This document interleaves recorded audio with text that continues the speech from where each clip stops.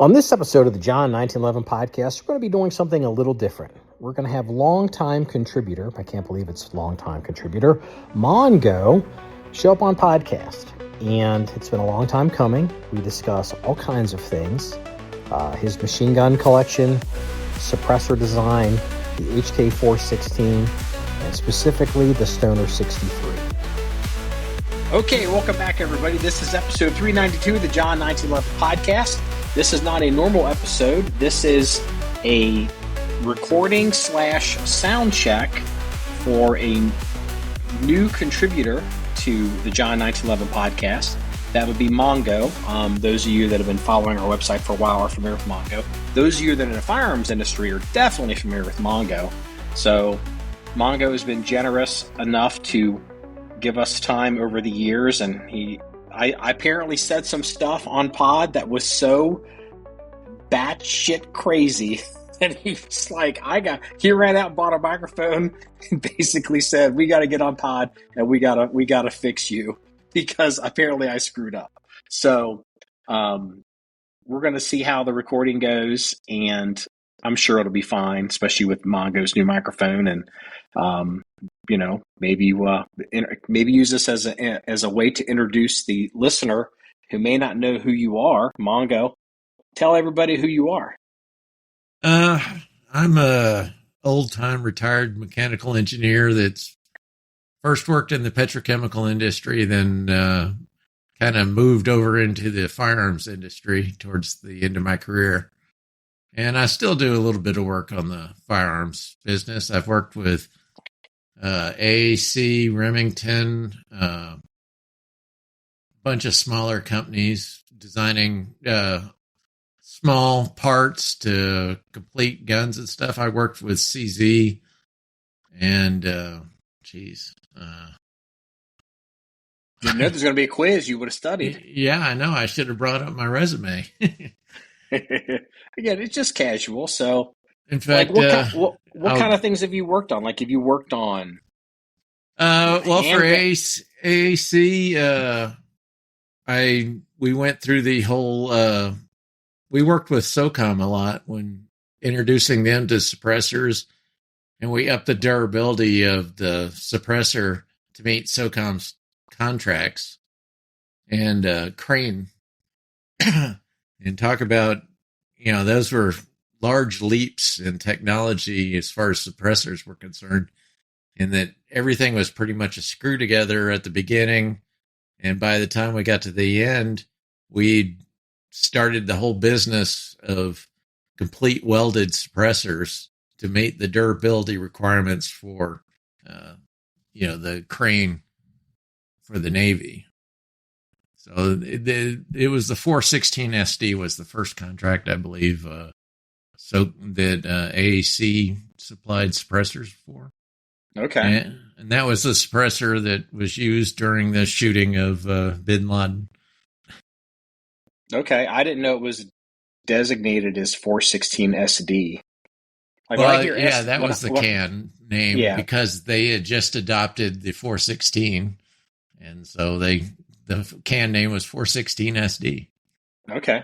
All right. I didn't know that. So was this actually run out of Crane Naval Surface Warfare Center in Indiana? The testing was. We ran the project out of, back then AAC was in Atlanta, near Atlanta, Georgia. Yeah. And so I'm down in Texas, so I was remote. But, we would come up with a design, send it up there, and Crane would shoot the shit out of it. And they would burn down the cans as fast as they could, and then we'd come back with new ideas, new materials, new designs to meet their specs. So did you go with, again, I'm way out of my element here, so I'm reticent to ask this question because it might be so batshit wrong. So what was the motivation to go from screw together the fully welded to increase durability, but also save weight? To save weight to some extent, but to start off the bat, we were having suppressors that were basically grenading.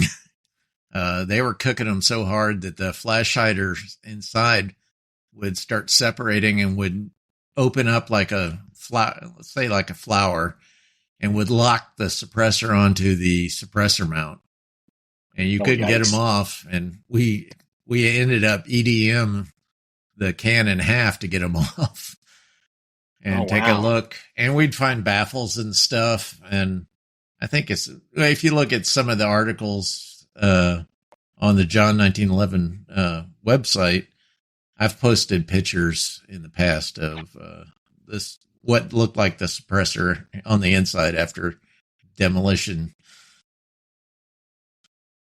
So again, this is a yeoman's question. So let's say there is a gun at Crane that is got a suppressor locked onto it from testing. And then they decide, okay, we're done with this. You guys need to, address it, diagnose it, do whatever.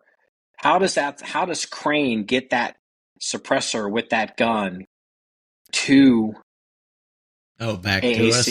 Yeah, how does all that, like for the average person, including myself, especially with a military rifle, or did they take the barrel off? They take the barrel. What happened? How did we get it back? Is what is you're asking. AAC?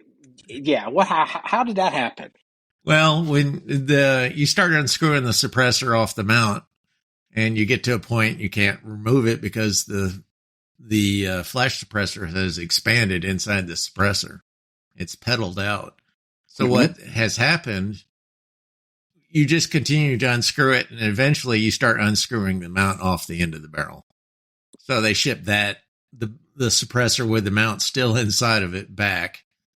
And we EDM'd it in half to take a look at the inside and see all the destruction of, they were running, 7, 8, 10 mags through these guns continuously until failure on the inside. And, our original durability, we were doing plug welding, trying to see if that was going to be enough to, mitigate. Well, you have so much heat in there, your materials start getting into the ranges where their strength is dropping. Yeah. So you'll have baffle collapses and everything. And what we ended up doing in the end was we went to a 3-prong flash hider to start with. So that was the big emphasis, to go for that, because the 3-prong wouldn't open up.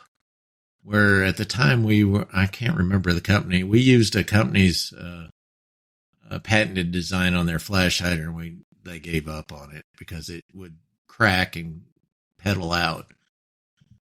And then we completely changed how the suppressor was built altogether. We gave up on plug welding, and we started doing complete circumferential welds and joining each component together, and then putting a tube on the outside. And the welding got to be so good towards the end, AAC just said, well, who needs this outer tube? And we just weld all the components together. And once you got rid of the outer tube, that got rid of a lot of weight as well. Okay. Administrative note here, just for the listener at home. If you guys start, and Mongo, you may hear this too, if you guys start to hear what you think is a lawnmower outside over here where I'm recording, that is not a lawnmower. That is a little bird helicopter that is flying all up and down the property right now. So we'll try to get rid of that at post.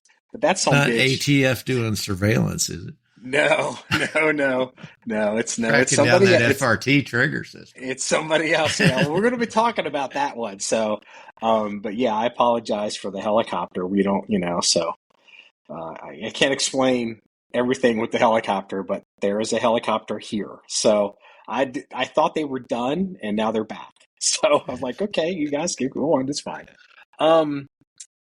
So what other things? So I guess before we get off the 416 SD, is there a standard, or have you divined if there is a standard mag dump test that the government conducts on suppressors for durability? Like every time we submit a suppressor to the government, they run 9 mags through it full auto, or they do. Do you have any idea what that is, or what I'm even asking?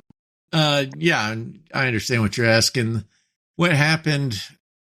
That was at the forefront of the government basically adopting suppressors in a more generalized use. So they started looking. They were developing their own test parameters at the same time. Of course, this is, the SEALs and stuff are adopting it. So they're looking at, they're thinking breaking contact and everything. So they're thinking we may have to dump everything we've carrying ammo wise through these cans to break contact. And at that point, that's where we're looking at how much strength there was. So they took a loadout that they carried and they said, we're going to dump the whole loadout through the can. And that's how they determined what the test was going to be. I know a standard Army infantry loadout was 240 rounds. Do you know if it was more? Do you know if it was more than 240 rounds? Or is that not something we can discuss? You may get me lying here, but I think it was 300 rounds. So. Okay. Well, but it's the length of time too. There was no cooling off time. There was shove magazines, and as they end, stick another one in and go. Yeah, I can't remember the specifics of where this was, but there was a FOB in Afghanistan that was in danger of being overrun, and there were multiple instances of regular M4s where they were just dumping M4 magazines or M4 rifle, magazines on the Taliban at them, and the issue of durability quickly became apparent. And I think did the German military, didn't they have some similar incident? Something had happened with them in Afghanistan where they were G36s. I mean, this is just with their rifles, not with suppressors, but where these guys end up having to dump their loadouts trying to fight off whoever was coming at them, obviously Taliban, and they were having some significant failures with their G36s. Yeah, I don't remember that instance. I don't even know if I heard about it. But obviously, we all heard about the G36, the trunnion area getting kind of squirrely on them because of heat. But yeah, during this time frame was also the time frame that, remember, the M4 went from the thinner barrels to with the M203 notches on it. Yeah. Oh, yeah. And then, Crane and everyone said, well, let's go with a thicker barrel because they were having barrel failures at the time because they'd heat them up so much. And at those M203 cuts, they'd have the barrel fail in that area.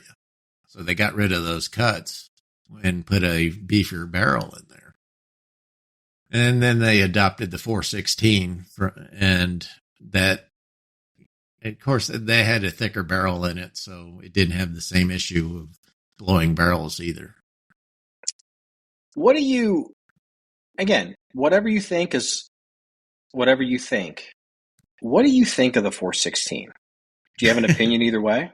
Oh, Give me honest opinion. I haven't shot one of the latest ones, but the early ones, they're overgassed. It's like all AKs are pretty much overgassed, right? Mm-hmm. Well, basically the Germans did the same thing with the M16 as they put a piston system in it that was located, of course, at the front gas block. And then they overgassed the shit out of it so it could operate no matter what. So to me, it's front heavy. You lose everything that was nice and light about the M16, and you've got this very heavy rail system on it. Of course, the early ones all had the cheese cutter rail system, so you're holding on to that damn pick rail on all sides of it and everything. And to me, every client when I was designing stuff for clients, I say, hey, this whole M16 thing is going the wrong way. Everyone's going to rifles that are starting to approach M1 Grand levels in weight. And I said, it's going to go, if sooner or later, somebody's going to start figuring out they've gone too far from that. And they're going to want to start going back to what was Stoner's original lightweight design. When you get a 5.5 pound rifle out of the deal, everyone's like, hey, I can carry everything else I wanted with but and clients would see the latest thing, they'd see key mod, I see shelving unit, and they'd still want it. Sure. I mean, everybody wants the latest and greatest because one, it's cool, and anything new must be better, and two, you feel like you did something. Like, it's always the latest, greatest crap.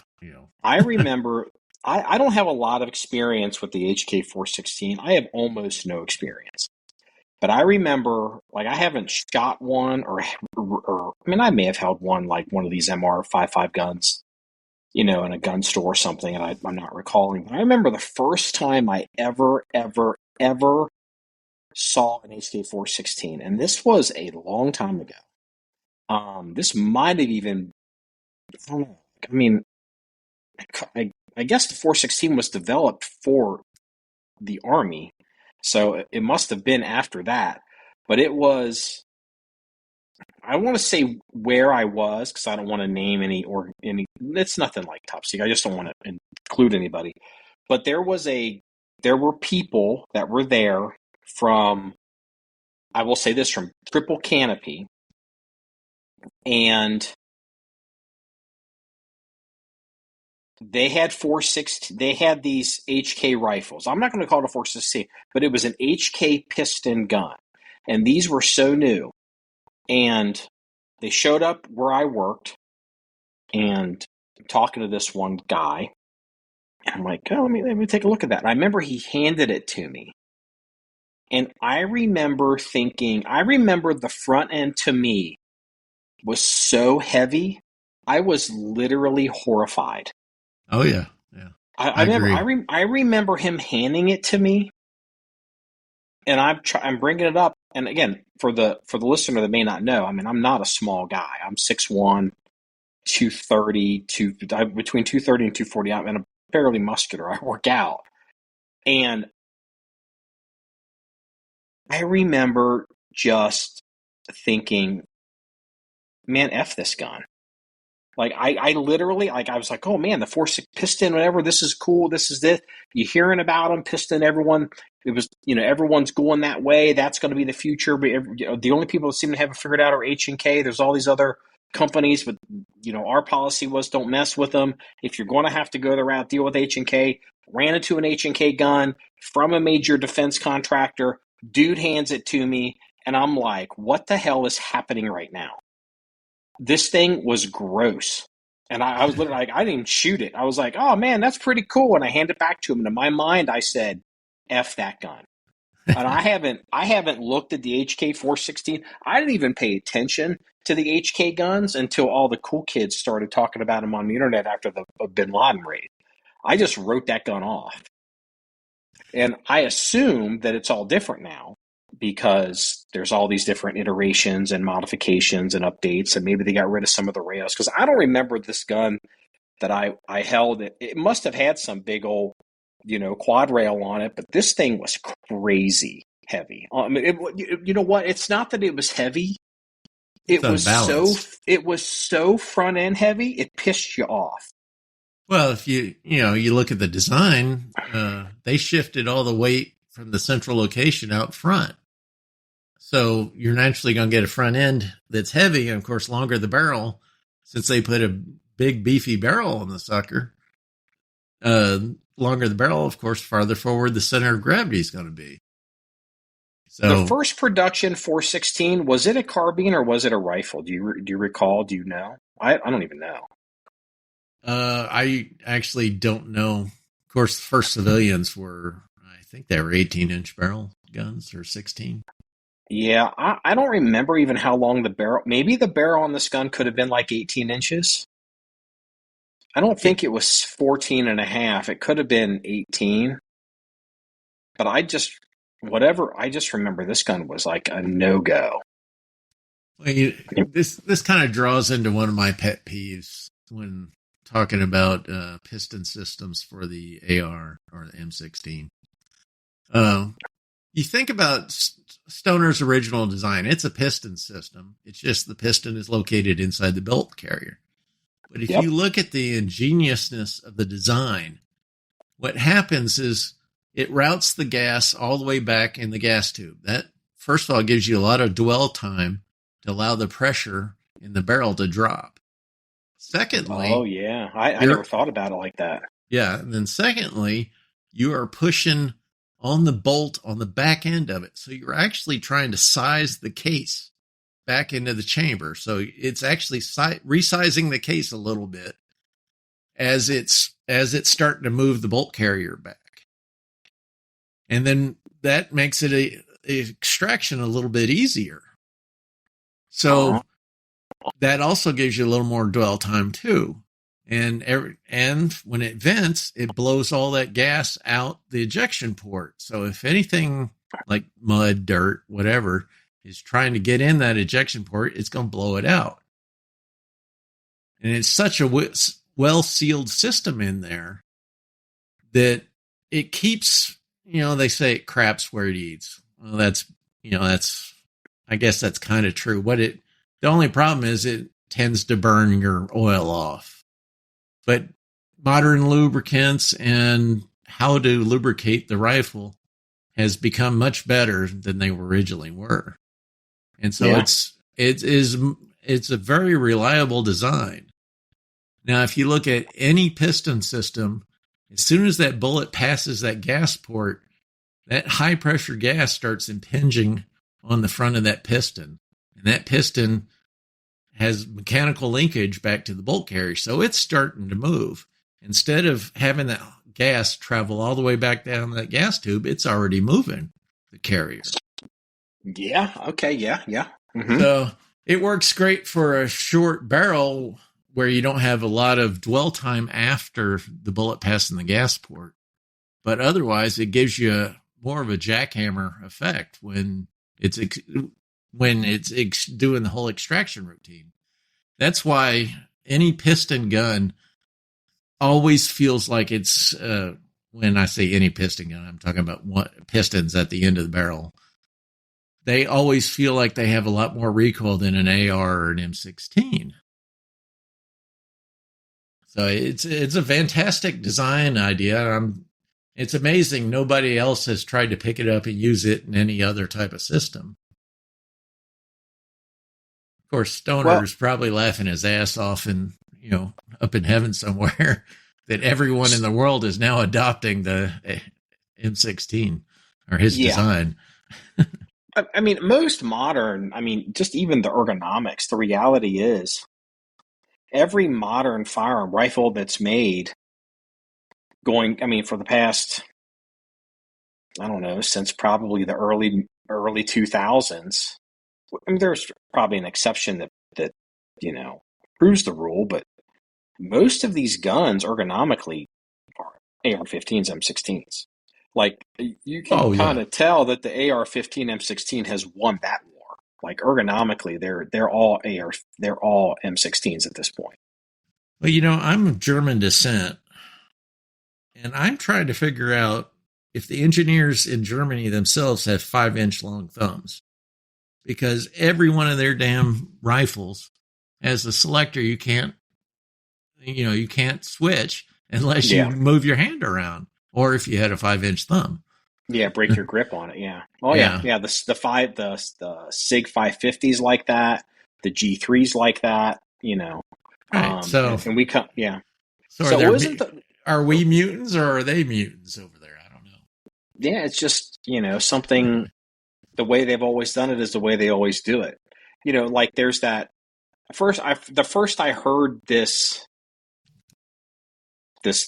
phrase, Ian McCollum had used it in a video talking about French rifles. Is the French don't copy anybody and nobody copies the French. It just could be something as simple as it's just with it, there's a few things that just the way we do it here, and they've done it for so long they don't even think about doing it any differently. So do you think so? But to go back to the 416 real quick. So if I recall, I thought the motivation for the 416 was to try to for with the Army was to try to develop a short, reliable AR so they could use it for, CQB building structures, whatever.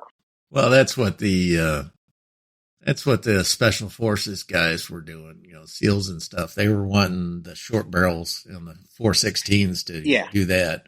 Of course, that also leads to more suppressor failures because every time you start cutting that barrel back, you're having a lot of the powder burn in the can instead of in the barrel. I never thought about that either, but yeah, I mean, well, so with that said, because you made a good point about the dwell time. So if you're not, and I don't know, like the M20, I feel like I'm putting the M27 IAR Marine Corps rifle now in the crosshairs here. They run a 20-inch 416, basically. It is. It's a 26. It's a 20-inch. Yeah. The Marine Corps rifle, is it 20 or is it 18? It's not 16 or 14. It's long. It's like an A4. I think it's 18. 18? But I can't swear to it without looking it up. So and that's a 416 system. It's a piston out there in the front. I mean, I guess the argument that they kind of got that gun approved because it really wasn't approved as a service rifle, because we have a service rifle. It was approved as a kind of like a squad automatic. Well, that's why it's called IAR, individual automatic rifle. It's the new BAR.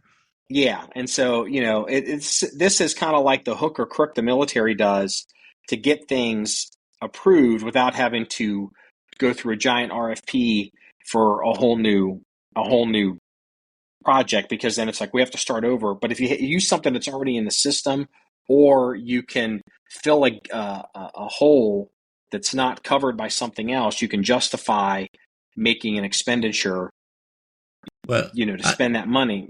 And like the most famous example of that is the F-18, the original F-18 A and B with the Navy. And then you look at the current F-18, Super Hornets and Growlers and all that, and you put these two airplanes next to each other. They're both F-18s. They're not the same airplane. I mean, it's not. It's like putting a Ford Ranger next to an F-350. They're both pickup trucks, but they're not the same. They're not even close to being the same. But the Navy did that to get it through without having to have a whole giant selection process. Well, do you have any opinion on the M27 IAR guns? Well, once again, you've got a heavier rifle. Of course, they adopted it originally with a heavy rail system on the front too. I'm not sure what the current adoption is, but I think it was the Marines were trying to backdoor the 416 into everyone's hands. Yeah, that's that. I think they've kind of admitted that too. So, okay, going back to the suppressors and the dwell time of the gas system. One more thing on the 416. There has been, I've heard rumor, I guess, on the net that apparently the newer 416s are better gas than they were originally, where they were way over gassed. So supposedly they've gassed them down a bit, or smaller gas ports or whatever, to make them, the recoil not as great. So these are the true 416s or the civilian MR 5.56? No, this is supposedly the military versions. Oh, that's interesting. I mean, you would think it would make sense because in theory, the military, but I'm about to contradict myself. The military buys the same ammo, so they don't have to try to deal with different manufacturers and all that. But the reality is, with like the NATO system, you're getting ammo from a NATO ally and you're bringing it in theater and it's made at Ruag as opposed to wherever. Maybe there is a difference. So I I don't. think I think HK has a lot more history with the system now that I think France and several other countries have adopted the 416 in various forms. Oh yeah, the And so 416's taken over right. NATO. So they're tweaking the design, I think, a little bit as they go. And I mean, HK is not dummies. They know how to tweak a design, and they certainly know how to engineer designs, even if they are for 5-inch long thumbs. But, uh, but I'm not going to say HKs are dummies and they design crap. They design good stuff that you can rely on. It's just I've been a real fan of lightweight stuff that works. I feel like, like again, back in the day when I was crossing paths with the triple canopy guys, and they had the 416 or H&K gun. I don't know what it was called, but it was an H&K gun. And, everybody, because again, you hear these things, you read these things, you're told these things that the piston's better than the DI. And I feel like that is kind of turned. That the only real justification for a piston gun for most applications on an AR is if you want to run it really short and suppressed. Right. Well, supposedly, once you stick a suppressor, the internal piston design of Stoner system with a short barrel becomes mute. I mean, the suppressor does the same thing for dwell time that a longer barrel does. So you can, if you're going to run suppressor 100% of the time, you kind of fix it to some extent for that type of dwell. So it's always matching your dwell time to your action time, how long it takes the action to go through its shenanigans to get there. But from what also, this is all rumor on the net, so I can't specifically validate it, but some people are saying that special forces have started going back to M4s because they're lighter and they can carry a heavier combat ammunition load with the M4 than they can with the HK 416s. Yeah, I mean, I'm not in a position to know or not know that. It wouldn't surprise me. I mean, again, I guess it depends on what they're doing with it. I mean, I just feel like the DI guns have really kind of fought their way back to being, really super duper reliable and just easy to deal with. You know what I think has caused that is the retro movement. People wanting retro rifle, they'll pick up an old Colt SP1 and they'll go, holy shit, this thing's, less than 6 pounds. Yeah. Why am I carrying this other damn gun over here that's 9 pounds without optics? Yeah, wait till, and then you get somebody that takes a 20-inch, SP1 with the rifle length, or the rifle buffer in it, and the 20-inch, that 20-inch barrel, and that, a 5.5 or a 55 grain bullet, even if you want to go 62, and the recoil impulse and the cycle of that gun. Oh, it's so smooth. I mean, you're just like, you're like there's people that they just ride, they just kind of ride the recoil and they're shooting their guns to do whatever. And if they spent their whole life shooting these shorty M4s and all this stuff, and then they pick up these 20-inch guns and they go to shoot them, the first thought that enters a lot of their mind is sexy. Like, man, this is sexy. This is nice. Like, this is hot. Like, this is really nice. Like, they didn't even know what they didn't know. Like, I didn't know how empty my heart was until once again it was full, and it's just like, holy cow. So I think you're 100% right on that. I still judge a lot of my ARs, or like any modern gun, as far as how it recoils, or just like how the user experience to the M16A4, whatever clone. I mean, it's not a full auto, but it's the FN military collector. Right. gun. Yeah. I mean, that thing, it's a pussycat. Like, again, it's a little, it could be a little lighter because it's got that rail on it, but Well, it's also got the that shootability. It's got that weird ass government profile barrel on it too. Yeah. Oh yeah. Where it's got the gas block for 3/4 inch diameter instead of 5/8, and then the barrel is thicker. Is 3/4 inch from the gas block out to the flash hider. Yeah. Where the original was 5/8 instead of 3/4. So, okay, so we talked about ARs, we talked about suppressors. The dwell time thing, I just never even thought about the dwell time. Well, that's what gets me. Nobody ever mentions, everyone talks about the action and stuff, and then they'll say, well, this is so smooth shooting, but nobody has explained why that is. And then there's people who sit there and complain about, well, the AR-15 is shooting gas in my face because of the suppressor.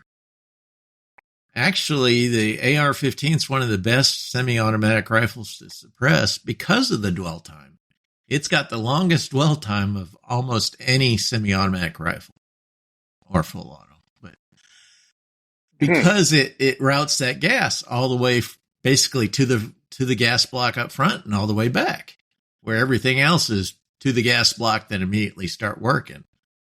And so people start thinking that the gas that they're getting blown in the face is coming back down that tube. That is not the case. What happens is that suppressor is acting just like a bore evacuator on a tank, in that it stores enough pressure when that bolt opens, that high pressure in the suppressor starts flooding out the muzzle as well back towards the chamber. And that's the gas you're getting blown in the face. So your best design is an AR-15 if you want to suppress a semi-automatic, and not a DI gun, but a internal piston gun. So when you say internal piston, it's everyone else calls them DIs. I call them internal piston. Okay. Is a better, more descriptive, more correct descriptive way of saying there's a piston in the damn thing. It's just inside the bolt carrier. Yeah. And I'm aware of that. So with that, because I just want to make sure the listener, because you said people are like, wait, he said piston. It's like, wait a minute, he's referring to DI, which you would call DI at home. Yeah. Most. So like a true DI gun would be like the French 4956, right? The French, that, and also the Youngman and the those two. Yeah, and then the Egyptian Hakim. Yeah, those are the only DI guns that I know of that went into production off the top of my head. Those are the only successful designs. Okay. So do you have an opinion on or an experience with flow-through suppressors versus the baffle stack suppressors? It all depends on what you buy a suppressor for to start with. If you're buying a bolt gun, if you're going to suppress a bolt gun, never get a flow-through design because they're crap at suppression. But in the same regard, people don't like gas in the face. And I understand that because I hate it too.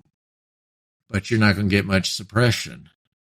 I always question as to whether or not a hollow can with just 2 end caps would give you the same amount of suppression as those cans and the lack of back pressure.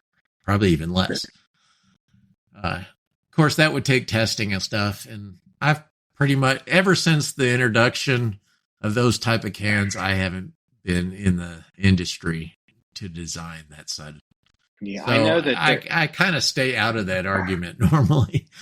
There's one of the police units that shoots here that they kind of have this. It's not official policy, but it's strongly discouraged the flow through cans on their entry guns because you're still blasting everybody else with the noise around you. And so they're like, why would I want this flow through?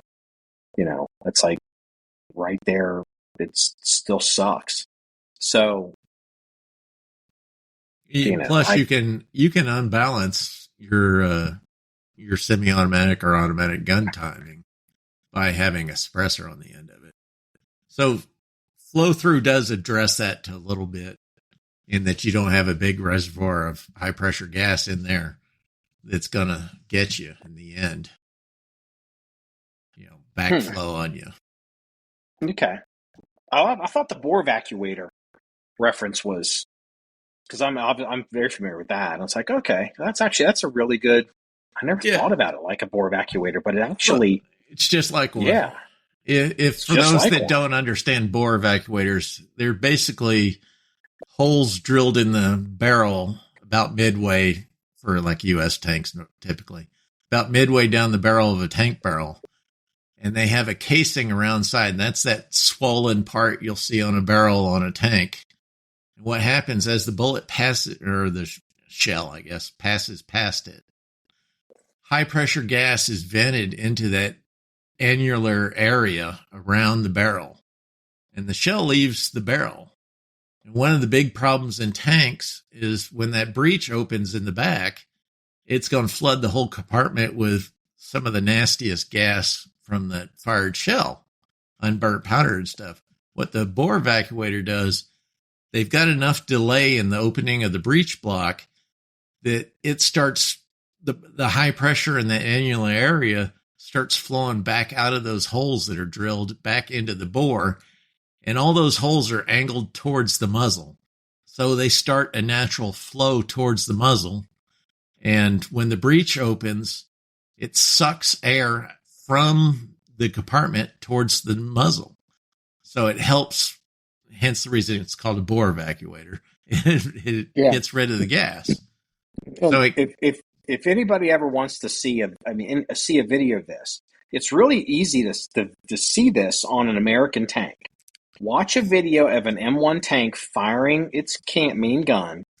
You'll see the flash, and obviously the shell or the round leaves the barrel. 1,000, 1,000, then you'll see this puff of smoke pushing out of the barrel. That's the bore evacuator releasing that gas out.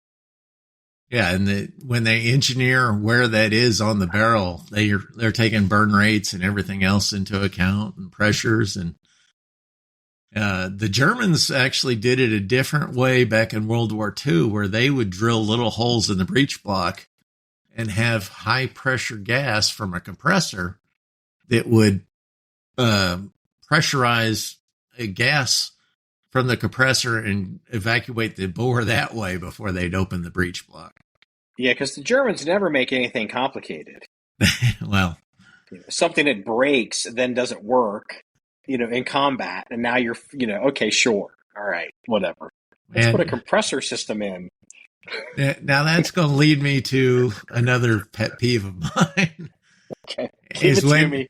When anyone says that the Germans are so good at engineering, I tell them they're exactly wrong, because it's not that they're stupid, but what do you, before I go on my little rant here, what do you think is the best designed subgun in World War II from an engineering perspective?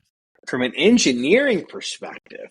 Yeah. Well, I mean, not from a shooting perspective, but from an engineering perspective. From an engineering perspective, because I guess we would have to define, because again, I'm not an experienced in having this conversation, also dealing with large organizations, and I'm also using logic. I would realize it's going to be something that's counterintuitive to what most people would guess. So I would think the best design would be one that is simple and easily mass produced.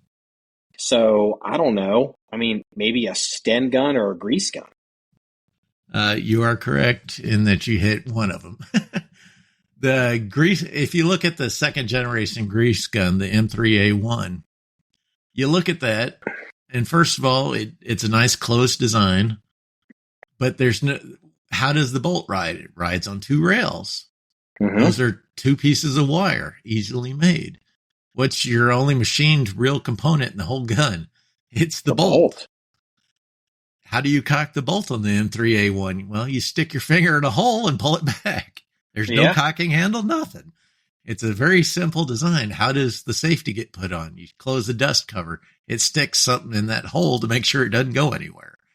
How do you unsafe it? You open the dust cover. Open the dust cover, yeah. It's an amazing cheap. What'd they say? It was like $2.50 per gun or something at the end of manufacturing on that. It's amazing how simple it is. It's reliable. The only thing I hate about it is the stinking magazine. That's a copy from the Sten, which is a copy of the MP28-2 magazine. Okay. I really hate single feed magazines and subguns. The dual column single feed, they're a pain in the ass to load. They can be finicky. You get a little dirt in them and you got this stack of 30 rounds trying to cram into one round. It creates a lot of friction drag. The best magazine of World War II would probably be, if you go past to 1945, it's going to be the Swedish K magazine, or you got to look at the Beretta magazines for the Beretta 38. Yeah. But both of those are dual feed magazines. They're easy to load. They're super reliable, and hell, they're still used these days. Yeah, those two guns are still in service today with people. Yeah. In fact, the PM12S, which I'm not sure if Beretta still makes it, but I know their police force still use that in Italy. They still use the same mag. So great magazines. I mean, of course, the magazine is the hardest thing to design of any gun. Oh yeah. I think we've all kind of seen that. So once somebody designs a mag that works, what happens is everyone says, "Oh, I'll just use that design in my gun," and that's why some mags get carried down forever. Sure, I mean, because a bad magazine will destroy a gun. Oh yeah, it'll destroy the viability of the gun, especially on the commercial market. But destroy it. It drives me nuts. These guys designing pistol caliber carbines these days, and they use Glock mags. And Glock mag is a good pistol mag, but it's a terrible subgun mag because it is a pain in the ass to load. Oh yeah, I mean, especially like these extended mags. Yeah. Oh yeah. 33 round, the 33 round mag. Yeah. Oh, you got it. You basically have, I mean, yeah, you can do it without a tool, but try to go sit and load 10 of them to get ready for a day. It's like, it sucks. It's like, okay. All right. Well, okay. Well, you touched on something. So I'm going to ask you this for the benefit of the listener. What is the coolest NFA item that you have ever personally owned, even if you don't own it now? Probably my Stoner 63A, which I still own. Okay. Once again, it's a Stoner design. It's a belt-fed machine gun that weighs 9 pounds. You look at the Minimi or the M249 or the Minimi, you're looking at a gun that's in excess of 15 to 20 pounds these days. Mm-hmm. And just think about it. The Stoner 63A came out. Sorry. Oh, you're fine. I just had a helicopter hover where they were hanging equipment off of it, and then so it just flew away. So like you guys heard that for like 5 minutes. It's out there freaking running. It's like, it's fine. It's fine. Your phone is fine, dude. Trust me, it's fine. But yeah, I think the 63A, the 63 came out in 1963, and the 249 was adopted by the U.S. in 86. So you're talking 13-year difference. No, that's 23-year difference. I'm sorry. 23-year difference, and they adopted a gun that was almost twice the weight. and did the same thing. Yeah. And the only reason the SEALs gave up their Stoner 63As is because they ran out of spares. They were starting to run guns that were becoming unreliable because they didn't have spares to replace them. But Cadillac Gauge had gotten out of there wasn't an option to order more. The government was just not forthcoming with they weren't forthcoming with contracts. So Cadillac Gauge basically gave up the ghost in, I think, around 72 to 74. So this was pretty much after, I mean, it was before the fall of Saigon, but after we kind of pulled out of Vietnam. We went through a big, and people today don't realize that we went through a big downturn in U.S. military spending in this country that lasted all the way until Reagan got in office in 1980. Oh yeah, he really didn't take office until 81. And so that that did contribute to the demise of the 63. I never thought about it like that. Oh yeah, there's even at the very end, Cadillac Gauge was still pushing for, foreign markets and stuff for the gun.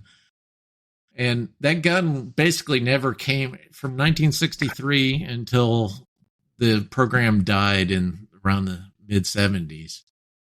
They never stopped developing that gun.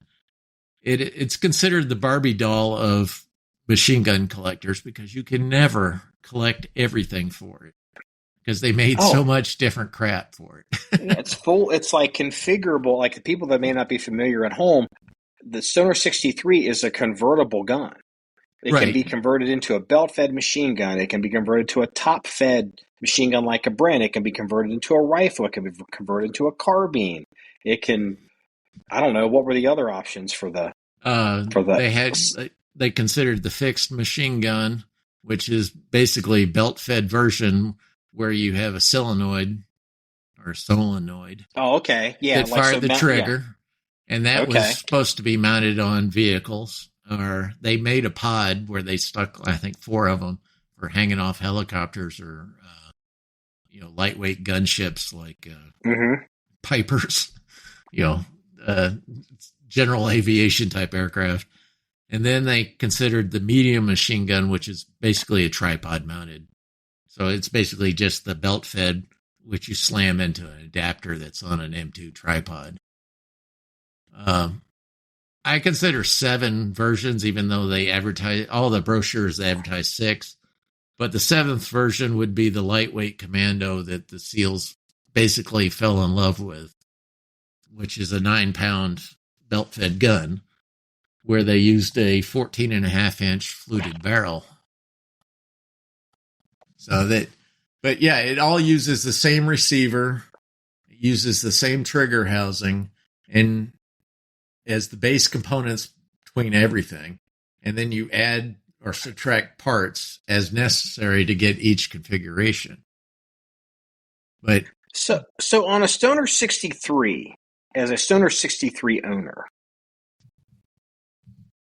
because I've never actually handled one. So, I'm assuming that again, they're so configurable. I guess that block, I assume I'm trying to envision what the ATF calls the receiver on a 63. I guess it's that box.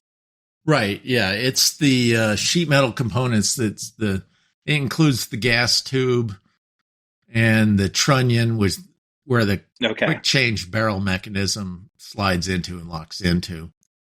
So that's considered the receiver on the gun. So as a Stoner 63 owner, what is the most frequent item that you would have to replace to keep one running? And is it replaceable, or would you have to have it custom made? You know, that makes sense? Every machine gun, well, this is a rule of thumb I have. Every machine gun I have enough spares to keep it running until the next generation inherit it from me. Okay. So through my gun, I've got over 80,000 rounds. I've smooth bored one barrel already. Really? Oh yeah, it's completely smooth from one end to the other. Dude, that's good living right there. Well, I mean, for a long time, it was shooting just fine with about 3 inches of rifling at the end of the barrel. And then one day I couldn't hit shit at, 300 yards. And I couldn't figure out why. And then I took my little nephew out machine gun shooting, and we were only shooting at, I think, about 40 yards. We went down to the target, and every bullet impact was perfectly sideways in the target. Keyhole. Yeah. Oh yeah, it was the perfect weapon for cutting down people at that range because every bullet was perfectly sideways. Oh, so it would have been the most devastating belt fed at that range and only that range. So again, hypothetically, this is such a valuable gun. I'm not going to ask you what they're probably worth now, but this is such a valuable gun. Well, last one went for auction, and of course, it's what do you have with the gun? How many of the setups? Okay, but the last high water mark was $411,000. I didn't even know it was that high. I thought it was like 200 and something. Well, yeah, it varies whether or not it's a transferable or a pre-86. There's I'm assuming transferable. Mine is transferable, yeah. Yeah. So the one that sold for $411,000 was transferable. So, well, to answer your question, I have 80,000 rounds through it. Obviously the barrel, but it's a quick change barrel, so that's a consumable item. Yeah. The only things that I have broken on it was a little C-clip that held in a roller, and I broke an extractor once. Okay. And those are the only two things in 80,000 rounds that I've broken. So an extractors, you probably said have a replacement already on hand. Oh yeah, I've got 4 or 5. Are the barrels? Of course you do, because you're Mongo. Are the barrels, again, for the listener at home doesn't know who I'm talking to right now, you're starting to figure it out. For the barrels, are they valuable enough, and is there enough meat in them that it would be worth it to have it sleeved, the burnt out barrel? No, because anyone who shoots a machine gun that much, you'll just have the sleeve eventually crawl out of the barrel, I think. I think that's an issue with sleeving machine gun barrels. I'm not sure. I never thought about sleeving machine gun barrels. I would just sleeving rifle guns, but that makes sense, all the vibration. Well, not necessarily the vibration. What happens is as you heat up a barrel, the inside of the barrel gets hotter before the outside does. So you get differential growth. And since the liner would be a different piece, what happens is it'll start growing out the end, and it'll get a little longer. And when it cools off, it'll try to shrink back. But is it going to draw forward, or is it going to go backwards? Which way is it going to go? Oh, wow. So if you they sleeve battleship barrels. One of the things they have that they experience in a battleship barrel after firings, the liner in a battleship barrel actually grows out the end. And they have a special tool for machining off that extra piece that keeps coming out farther and farther. And so as it grows, they'll machine it off, keep shooting, then they'll machine it off. And they'll keep doing that until the rifling's gone in the barrel. Then they'll change the whole barrel and send it back for re-sleeving.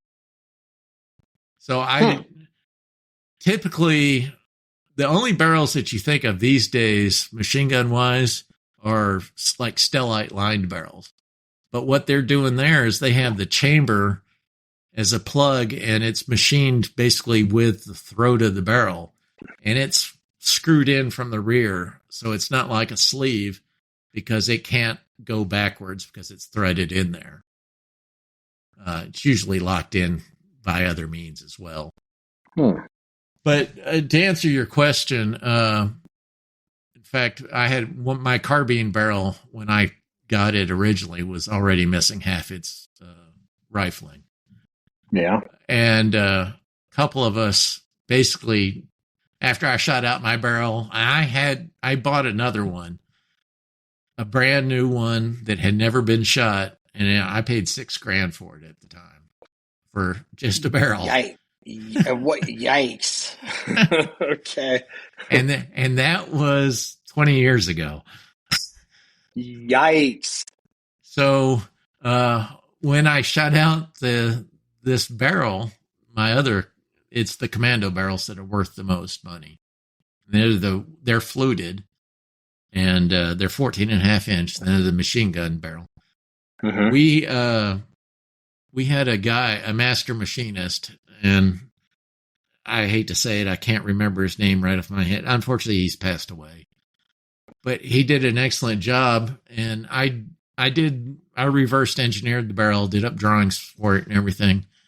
And me and another guy who owns a stoner, we sent him the parts from our barrels, and he sat there and machined new barrels for us. And now he did it. The original barrels are 1 in 12 twists, so he did them in 1 in 7. So we can actually, quote, shoot heavier bullets now out of it. Okay. So it is possible. It is financially worth it and feasible to have new barrels machined. Yeah. You may not. It was actually much cheaper than buying a new one. And actually there is now, excuse me, now underway these days, Tim Polson is making semi-auto stoners. He got an approval from ATF. His name is Tim Polston. He's hold on, I'm writing this down. Do you know P-O-L-S? Yeah, P-O-L-S-T-O-N. I have his email and stuff. I can always pass it to you later. Okay. There's a Facebook group for stoners, stoner owners, and stoners, people who want to own stoner machine guns. Yeah, you know how I feel about groups and forums. Well, I know, but this is dedicated for history and everything else, and we've learned a lot in that group. But it's a good exchange for information. And so barrels are now being made on a fairly regular basis. In fact, some of Badger Ordnance, Marty over at Badger Ordnance, who owns Badger Ordnance, owns a stoner. And he is currently making off my drawings, he's making brand new barrels from scratch. And that includes all the parts that go on them. Wow. Which that's the hard part, is the gas blocks and everything else. Oh, sure. So from complete scratch, he has been doing this because he's got access, obviously, to good machines and everything else. And I personally do reproduction furniture for the stoners, which is the plastic parts. Okay. Which, unfortunately, the original plastic on the stoners was done in the 60s. Some of that plastic is fragile.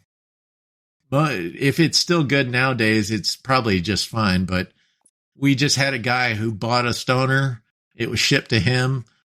FedEx managed to break the stock right in half. Oh, man.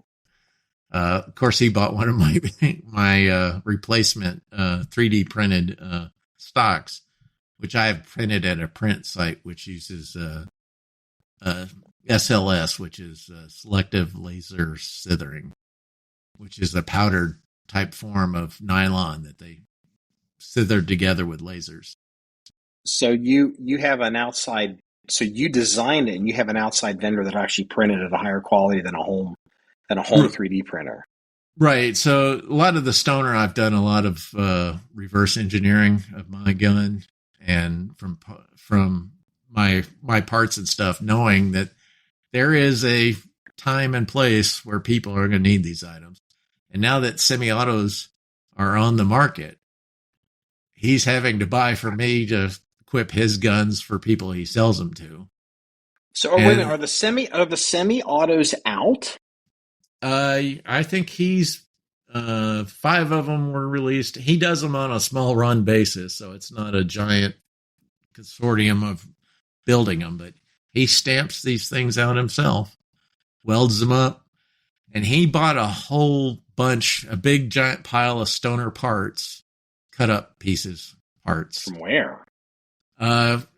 Crane. Crane sold off. They cut up all the stoners that the SEALs had. Mm-hmm. I guess a little bit of history on the stoner. The Marines tested the gun before the SEALs ever touched them. So the Marines tested the gun in Vietnam itself. They had a platoon test the guns over in Vietnam, and they loved them, but they wanted a couple changes. And so Cadillac Gage says, sure, we'll make those changes. And the Marines are like, great, we'll buy these guns from you. And the Army stepped in and said, no, you won't, because we're doing your procurement for you now. And the Marines said, and the Marines got the shaft, which is, I think this all leads back to why the M27 is these days. Dude, you have bookend an hour podcast.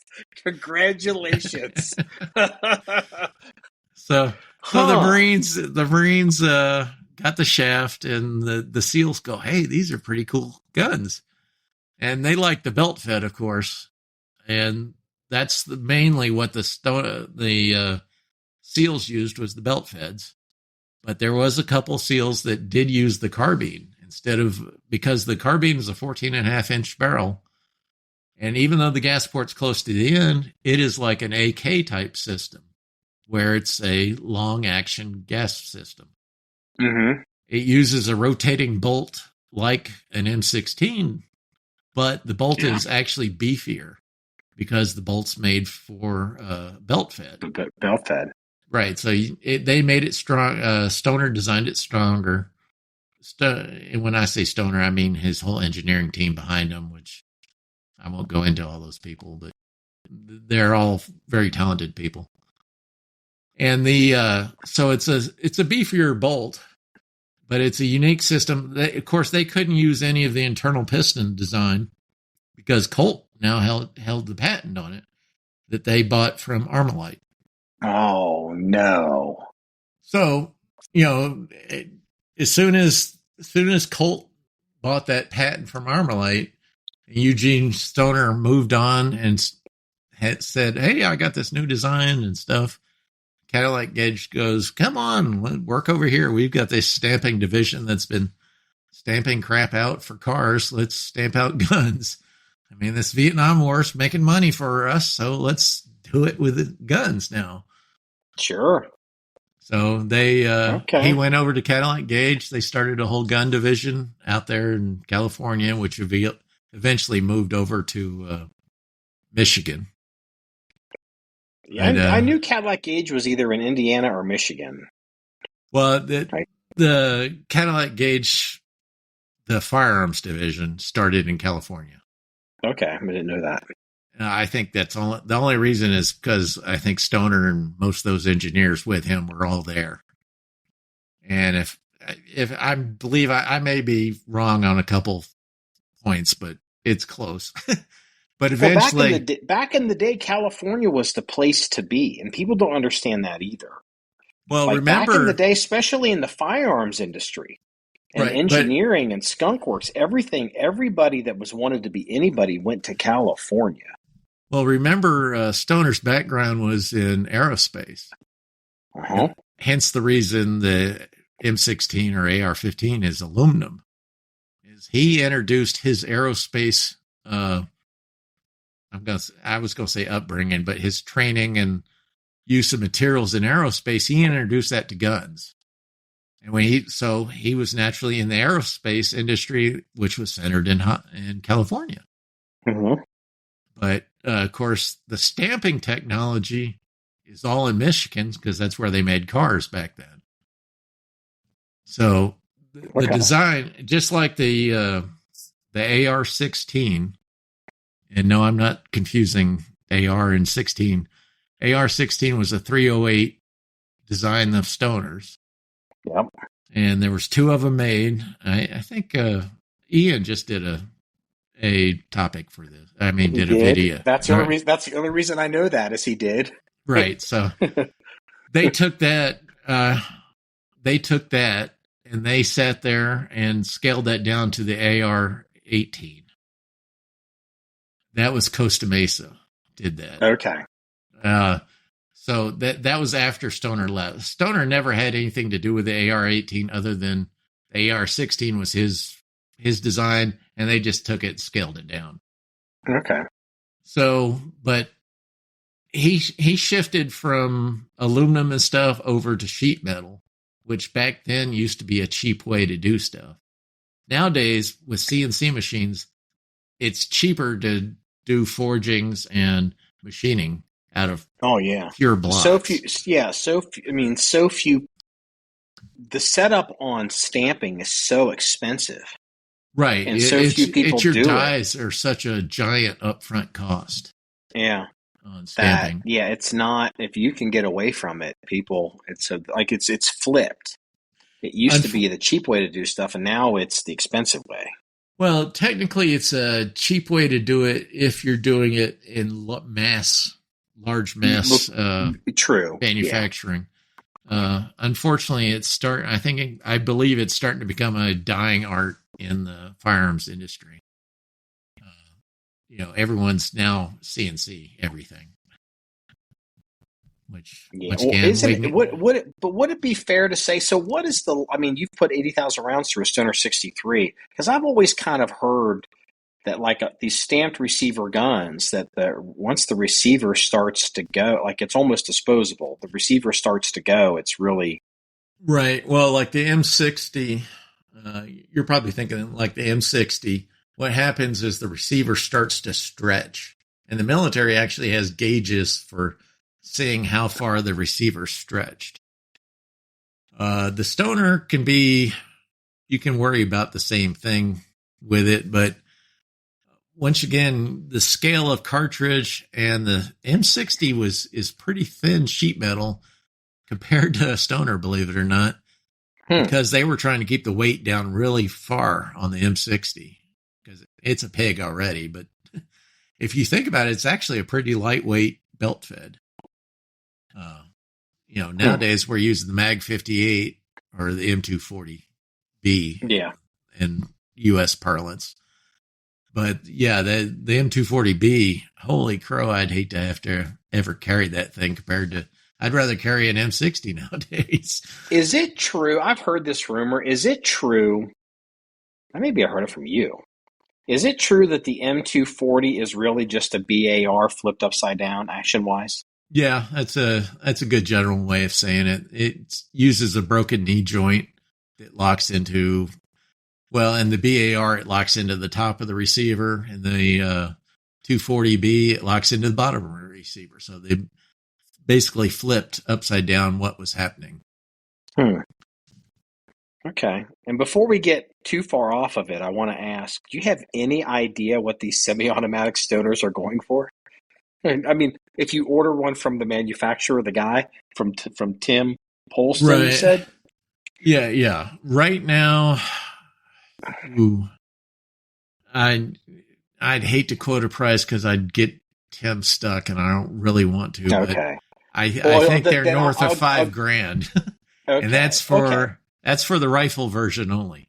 It doesn't include anything else. So north of, but again, it's not like it's 18 grand. It's $5,000, $6,000, $7,000. Well, as with any Barbie doll collection, the base doll is the small cost. It's all the Tim, accessories that go along with the damn thing that get you in the end. Hey Tim, John 1911 wants the Malibu Barbie version. How much is that one? That's interesting. Right now, they made a left-hand feed and a right-hand feed from the Stoners. So, I forgot about that.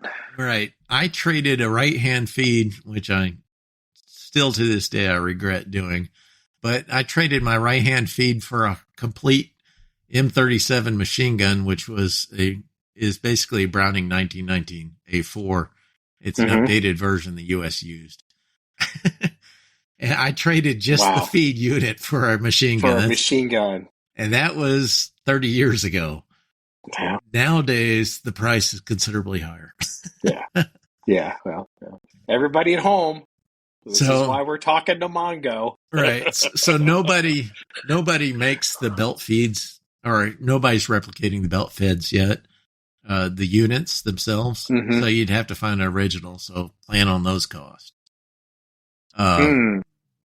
But That's not to say that we're not going to try. There's, as I say, there's a movement where various people are trying to get this going along the route of let's build spares, because there's, I think there's about 150 guns in public of the machine gun type. Okay. I didn't even know there were every that one many. of those, yeah, there's more than people think. A lot of them are pre-86 samples, but there's at least 150. There may be up to 200. Some of them some of them walked out of Cadillac Gauge and lunch boxes one part at a time, and were eventually registered in 68 during the amnesty. Amnesty guns, yeah. Yeah. It's interesting. But everyone knows that if you want a transferable 223 or 5.56 belt gun, you got one choice. Basically, it's the Stoner, because the other choice is there's only two M249s, or one. I can't remember, one or two. And then there's the Colt, Colt machine gun. They made one during Vietnam, which is a pretty neat weapon, but there's only 2 or 3 of those, is from what I understand. Huh. So is that Colt basically a modified AR? No. It's something completely different. Right. Yeah, I'm talking about original transferable machine guns now. I'm not talking about the.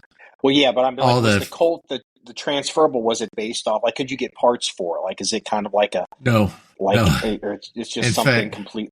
Okay. They have one in Reed Knight's museum, and Trey Knight apparently broke the firing pin in it. And, from what Trey said, that his father was not pleased with him. Oh no! But it's a neat machine gun. From what Trey said, that if you wanted to climb a tree, all you had to do was sling the belt up onto a branch and then fire the gun, and it had so much drawing power for the belt that it would drag you right up with it. Wow. I think it's an interesting story. I've never fired one of the guns, unfortunately. Huh. But, of course, once again, the Stoner is a very, very controllable gun, but that leads it to where it doesn't have a lot of belt drawing power like that. So you can't do that with a Stoner, but it's always best to have the Stoner in the ammo in a box mounted to the gun. Instead of dragging. That's good to know. So. Oh, that's a good point. I never thought about having it. I never thought about the advantages. I mean, other than maybe keeping it clean, but having it in a box as opposed to having the belt exposed. I mean, it'd be potentially less force to drag it into the gun. I never thought about that. Yeah, if you look at if someone, let's assume you're firing from the shoulder. You have this belt hanging down, so it hangs all the way down to the ground, let's say. So you've got, 5 feet of ammo there and belt and weight pulling back against that feed mechanism. And then it's around a corner on top of that because it's got to come up onto the feed tray. So you got to impart that much energy. But Stoner like controllable weapons. So the design isn't way overgassed. Hence, you better have that belt in a box. Yeah. Okay. Well, I've heard they're very controllable. So. Oh yeah, that's interesting. Extremely smooth. I have a buddy who's a FFL who had the choice between buying a 249 and a Stoner, and he decided to buy a 249, one of the pre-May guns. Mm-hmm. We both went out to the range the same day, and I let him shoot my Stoner, and he goes, "Why the hell did I buy a 249?" It's twice the weight, but it's twice the recoil too. It's twice the recoil? Oh yeah, the 249 jackhammers you. Huh. It's another overgassed gun. Unfortunately, the solution a lot of people or a lot of designers have for making a gun reliable is to stick a big ass spring in it and stick a big gas port on it and big piston and just blow that sucker back. It's the Russian way of doing gun design, where they just said, well, we just put a big enough spring, it'll feed anything. And therefore, we have to put enough gas in it to make sure it blows back that big spring, compresses the spring and keeps it going. Well, sure, the gun's reliable, but the entire time you're shooting it, your eyeballs are becoming loose in your head. Huh. Okay. Well, we've gone for an hour and 20 minutes. And if you're interested, I'd definitely love to have you back on. Sure. Semi-regularly if you're interested. I think this went well. If I could get another 2 minutes. Oh, go ahead. No, please. I never did finish my rant on German engineering. I realized that. Mongo is an engineer. I deal with engineers. Go ahead. Everyone start an international incident so I can get a letter from a lawyer. Go ahead. That's fine. It's everyone says, "Oh, Germans are such great engineers," and when we went into the whole grease gun bit and got sidetracked there. But what I'm saying is, just because something is what they called way over engineered is not good engineering. That means you just keep throwing shit at something until you make it work. And I think if you look at like Ian's video on the G11, and that thing looks like a cuckoo clock on the inside, made in Switzerland. And imagine giving that to some GI in the mud and stuff. Yeah. Look, all those parts. I go like, I know. Look, and everyone looks at that and goes, "Look at that engineering." And I look at it and go, "Look at that crap." Seriously, you know what? We have never talked about this, but all the cool kids, they all get on the internet and they talk about make a G11, love a G11, want to hear about the G11. I've always looked at that gun and thought that was a nightmare. I'm like, if they had adopted that would have made the SA-80 look like a bolt action rifle in durability and reliability. God, I want to fire one though. The burst mechanism it looks so damn neat and everything. Granted, I'd love to fire one once. I mean, just like imagine keeping that thing clean and clearing malfunctions in it. Let me start. You really want to fight on your podcast? Well, I used to own a transferable MP5. I sold it. All right. And there was 2 reasons. First, everyone's got an MP5 at a machine gun shoot. So okay. My favorites are always having rare guns that are controllable. Mm-hmm. Sure. The second part is the MP5 is not as reliable as everyone claims because the damn thing breaks parts all the time. It'll break. Does it?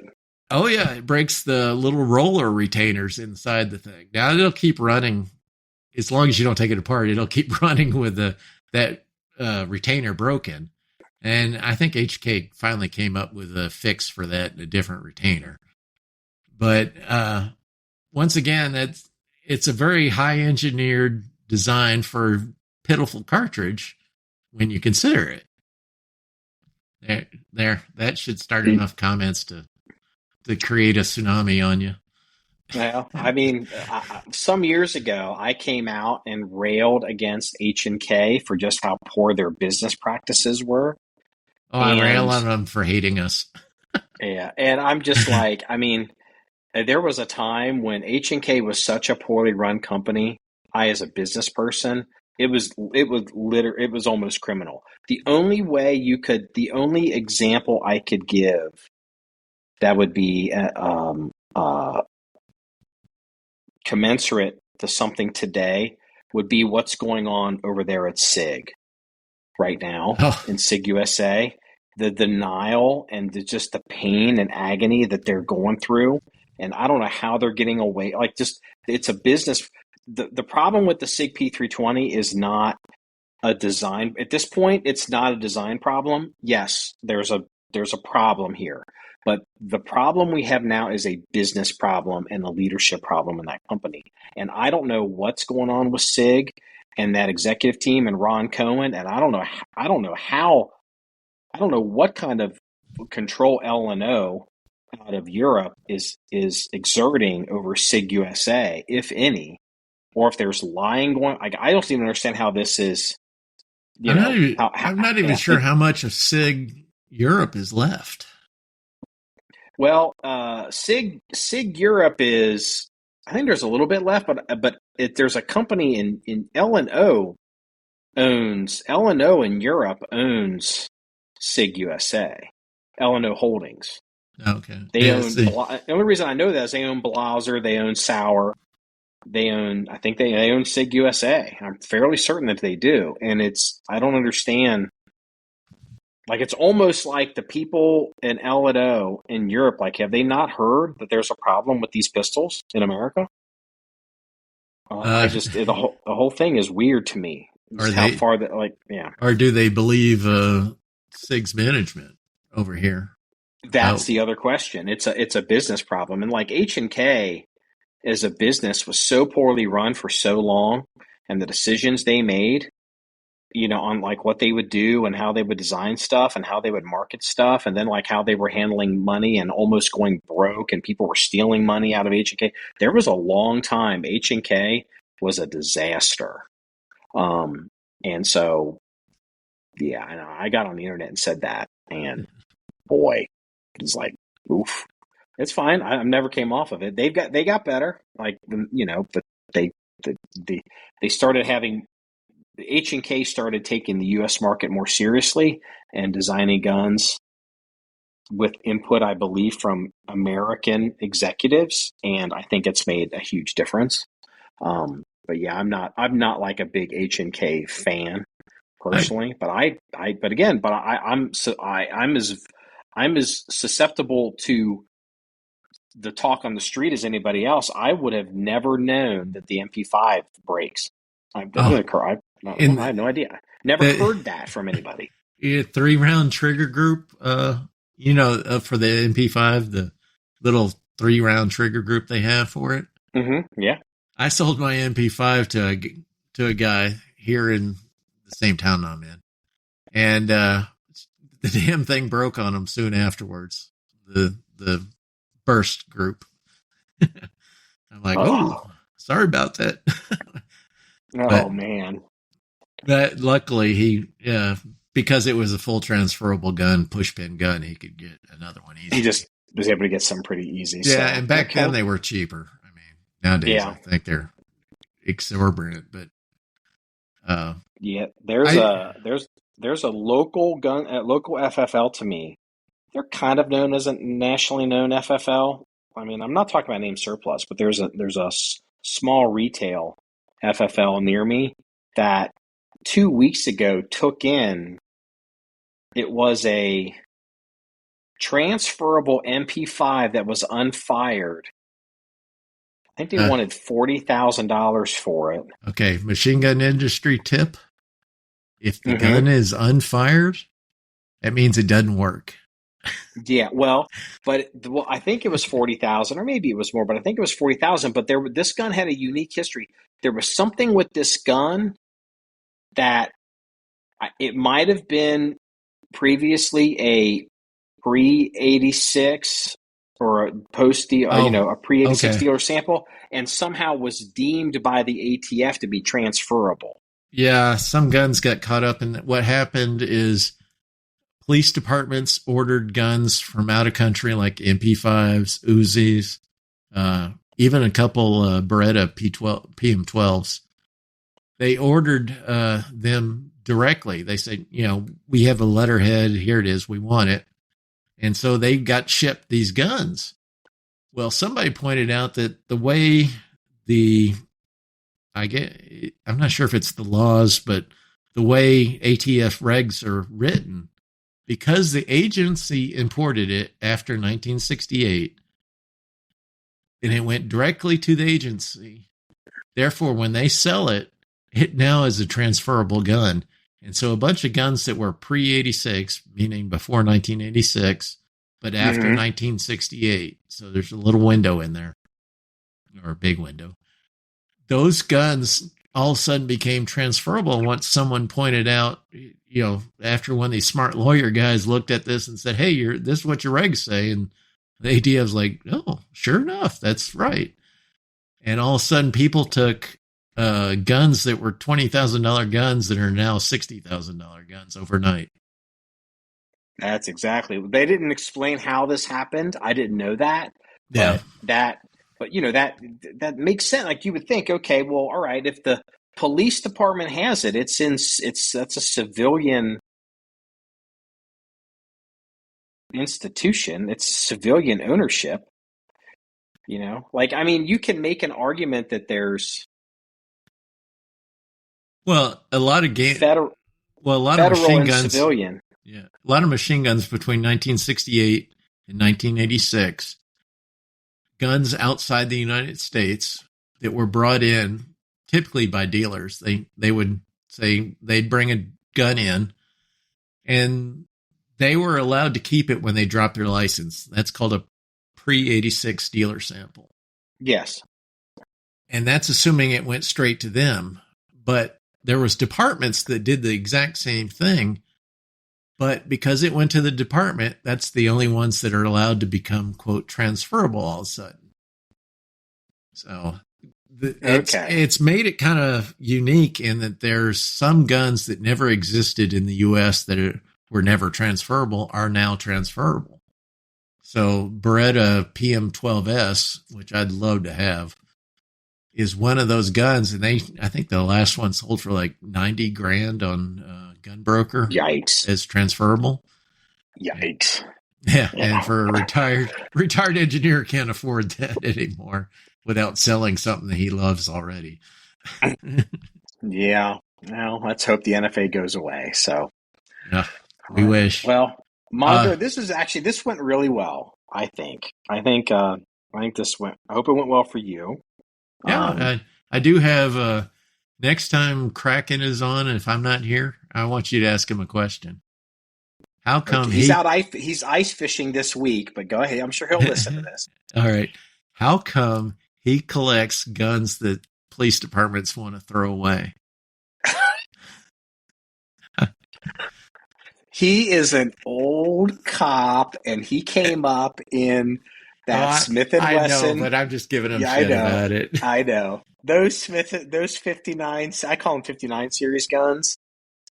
It's never been my bailiwick. There's my 50-cent word of the day. Like, to me, because I'm a modern shooter and I'm, thumbs forward, high hold, whatever. And these guns just tear me up. But I'm not unfamiliar with, because that Smith and that model of, or that genre of semi-automatic, in a lot of the places where I grew up as a kid, that's what all the police departments used. Oh, I remember when they came in and replaced the Model 59 that the departments had. When those were brand new, I remember they were the biggest rage at the time. Mm-hmm. Yeah, I mean, you saw, like, even here in the Cincinnati area, you saw 15, like, I call them all 59s, and that's why I get in trouble, because, like, I don't know. Well, it's basically the difference between 2 digits, and then they went to 3 digits, like, and they went to 4. Kraken will tell me, like, I don't know, like, one that ends at a 3 is an alloy frame, one that ends as a 6 is a steel or whatever. That shit I don't know. Yeah, I don't know it. And, like, but those guns, you would see those in, I mean, back when I was still working and I was dealing with police officers. I remember I was out working and it was 3:00 in the morning, and there's this old cop, and he was an old cop. This was in the 90s. I think it was in the 90s. And he called himself a cop, I think he first came onto the force in the 60s. And he was on duty, and he was showing me his retention holster, and basically, like, how I wouldn't be able to get this out of his holster. The gun was loaded and he was on duty. And so he was demonstrating how I couldn't get the gun out of his holster. And it was a 59 series, whatever type, one of those Smith & Wesson type guns. Like, that's what the city carried them, the sheriff's office carried them. That was And the thing, like even like around here, like I don't think anybody ever really went to 40. Like the big departments, I don't think ever even went to 40. They stayed with 9s. They didn't. Yeah. What I liked is that Model 39, which is a single stack 9mm, the first one that Smith came out with. Mm-hmm. I love the looks. The lines are so nice. It feels great in your hand. And I fire that thing, and that son of a bitch bites the shit out of me every time. Oh, yeah. And I sold that damn thing so quick after that. Yeah. They'll bite you. Yeah. If you grab in any of those guns, you grab them high. If you grab them high and you grab them modern, I mean, it's again, because we're going to end up, this podcast is never just going to go on forever. We'll say this for the next podcast. But I always look at those guns as kind of like they were designed by revolver people. And back in the day, revolver people didn't grab their revolvers high. They grabbed them down in the handle. Right, yeah. And that's kind of where that 59, 39, all those Smith & Wesson guns come from. They're from a revolver point of view on the handle. That's always been my personal way to justify I think that's a good theory. If you look at the way the trigger, it's got that big space between the bottom of the slide and the trigger on those guns. That's kind of a revolver-ish design. Yeah, that's it. I came up with that theory. I don't know if it holds water, but I've just always been like, yeah, this is not for a modern shooting method. So that's kind of like, but I was taught a modern shooting method. Yeah. So these guns just always tear me apart. So, all right. Well, we can't go on. We can't go on for more than like an hour and a half. Like I want to make sure that I want the listener to get used to being like, ooh, Mongo's on. I want to listen to this. So anything else you want to add? Any other rants or international incidents you want to mention before I go ahead and toss this? No, This wraps up episode 392 of the John 1911 podcast. Do you want to see any more stories or pictures, links of anything we discussed? I'll have it in the comments section on the website. That's john1911.com. Remember, it's all about shooting guns and having fun. Everybody, have a good day.